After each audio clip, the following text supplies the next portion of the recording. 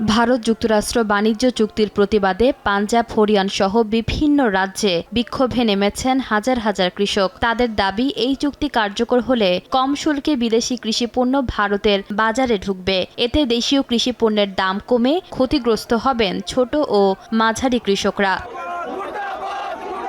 এই আশঙ্কা থেকে আন্দোলন করছে কৃষক সংগঠনগুলোর জোট সংযুক্ত কিষাণ মোর্চা। দিল্লির পথে পাঞ্জাব, হরিয়ানা সীমান্তের বিভিন্ন স্থানে কৃষকদের অনেক বিক্ষোভ আটকে দেয় পুলিশ। কৃষক নেতাদের অভিযোগ, হরিয়ানা পুলিশ তাদের এখতিয়ারের বাইরে গিয়েও ব্যারিকেড বসিয়েছে। বিক্ষোভের পাশাপাশি রাষ্ট্রপতি দ্রৌপদী মুর্মুর কাছে একটি খোলা চিঠি দিয়েছে কৃষক সংগঠনগুলো। শুধু যুক্তরাষ্ট্র নয়, ইউরোপীয় ইউনিয়ন, যুক্তরাজ্য ও নিউজিল্যান্ডের সঙ্গে প্রস্তাবিত মুক্ত বাণিজ্য চুক্তিগুলোর আলোচনাও বন্ধ করার দাবি জানিয়েছে তারা। একই সঙ্গে আলোচনার সব নথি প্রকাশ করে সংসদে এই নিয়ে বিতর্কের আহ্বান জানায় সংযুক্ত কিষাণ মোর্চা। আমাদের মূল আপত্তি ভারত যুক্তরাষ্ট্রের বাণিজ্য চুক্তি নিয়ে।